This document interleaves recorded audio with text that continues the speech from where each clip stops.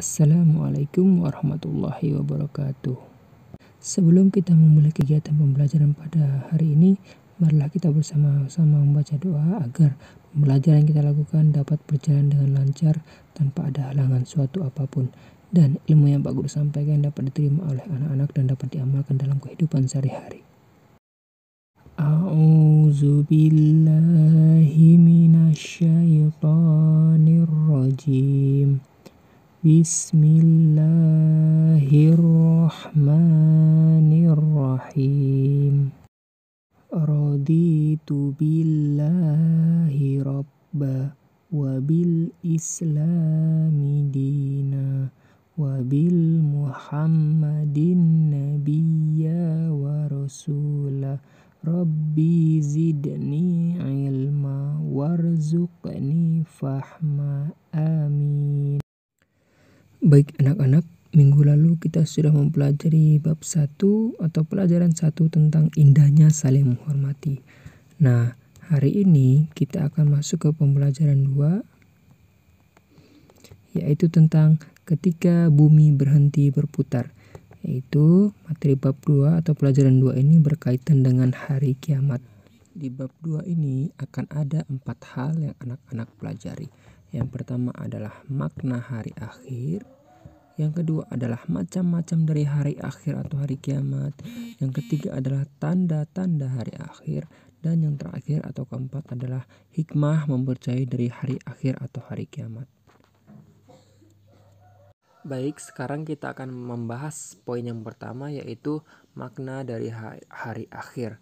Apakah hari akhir itu? Hari akhir atau hari kiamat adalah peristiwa hancurnya alam semesta beserta isinya. Alam semesta hancur luluh dan semua makhluk di dalamnya pasti akan mati. Nah, hari kiamat itu ditandai dengan ditiupnya trompet sangkakala oleh malaikat Israfil atas perintah Allah Subhanahu wa Ta'ala. Nah, hari kiamat tidak diketahui kapan akan terjadi. Semua manusia tidak mengetahui kapan akan terjadinya hari kiamat. Tapi hanya Allah lah yang mengetahui kapan terjadinya hari kiamat itu. Namun, hari kiamat sudah pasti akan terjadi. Ini disebutkan oleh Allah dalam firman-Nya Quran Surah At-Toha ayat 15. Bismillahirrahmanirrahim. Innas sa'ata atiyatun akadu ukhfiha litujza kullu nafsim bima tas'a. Artinya, sungguh hari kiamat itu akan datang. Aku merahasiakan waktunya agar setiap orang dibalas sesuai dengan apa yang telah dia usahakan. Quran Surah At-Toha ayat 15.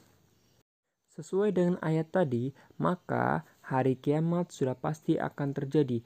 Maka kita sebagai umat muslim beragama Islam sudah wajib untuk mempersiapkan diri kita menghadapi hari kiamat, yaitu dengan memperbanyak amal soleh di dalam kehidupan kita. Pada hari akhir, seluruh manusia meninggal dunia. Tidak ada satupun makhluk di dunia ini yang akan hidup. Manusia akan dibangkitkan kembali untuk kemudian dikumpulkan di padang mahsyar. Semua manusia akan mempertanggungjawabkan perbuatan yang ia lakukan di dunia. Apabila ia memperbanyak amal soleh, maka balasan surga baginya. Dan apabila ia banyak melakukan perbuatan dosa, maka nerakalah tempat baginya. Salah satu contoh peristiwa hari akhir telah disebutkan oleh Allah dalam Quran Surah Al-Qari'ah dari ayat 1 sampai dengan ayat 11. Yang berbunyi, Bismillahirrahmanirrahim, dengan menyebut nama Allah yang Maha Pengasih lagi Maha Penyayang. Al-Qari'ah, hari kiamat. Mal-Qari'ah, apakah hari kiamat itu? Wa ma adraka mal-Qari'ah, dan tahukah kamu apakah hari kiamat itu? Yauma yakunun nasu kal farashil mabsus, pada hari itu manusia seperti laron yang berterbangan. Wa takunul jibalu kal ihnil manfush, dan gunung-gunung seperti bulu yang dihambur-hamburkan. Fa amma man thaqulat mawazinuh, maka adapun orang yang berat timbangan kebaikannya, fahuwa fi 'isyatir radiyah, maka dia berada dalam kehidupan yang memuaskan atau senang. Wa amma man khaffat mawazinuh, dan adapun orang yang ringan timbangan kebaikannya, fa ummuhu hawiyah, maka tempat kembalinya adalah neraka hawiyah. Wa ma adraka ma hiyah, dan tahukah kamu apakah neraka hawiyah itu? Narun hamiyah, yaitu api yang sangat panas.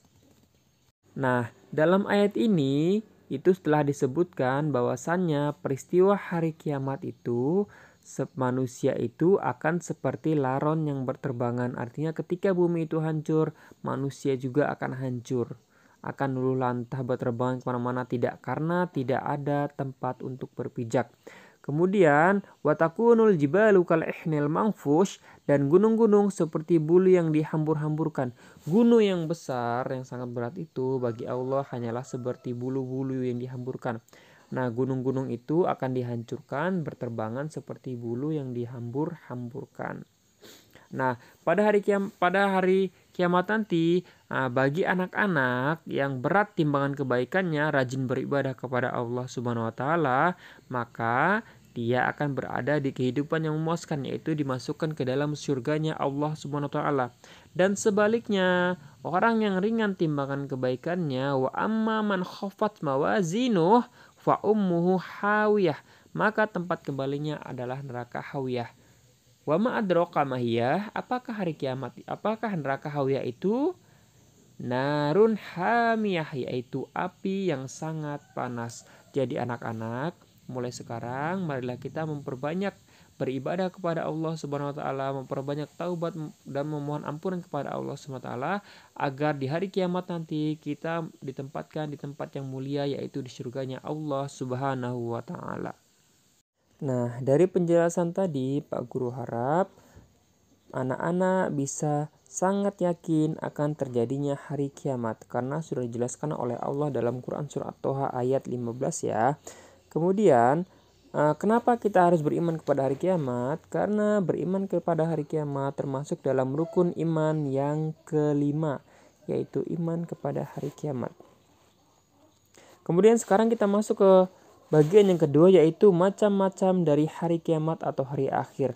Nah, hari kiamat atau hari akhir itu dibagi menjadi dua. Yang pertama ada namanya kiamat sugro atau kiamat kecil, dan yang kedua adalah kiamat kubro atau kiamat besar. Apakah itu kiamat sugro atau kiamat kecil? Kiamat sugro adalah hancurnya alam di sekitar kita. Misalnya seperti banjir, kemudian gunung meletus, gempa bumi, tsunami, dan lain sebagainya. Intinya adalah kiamat sugro atau kiamat kecil itu tidak menghancurkan seluruh alam semesta, tetapi hanya seperti bencana alam. Nah, mengapa kiamat sugro itu terjadi?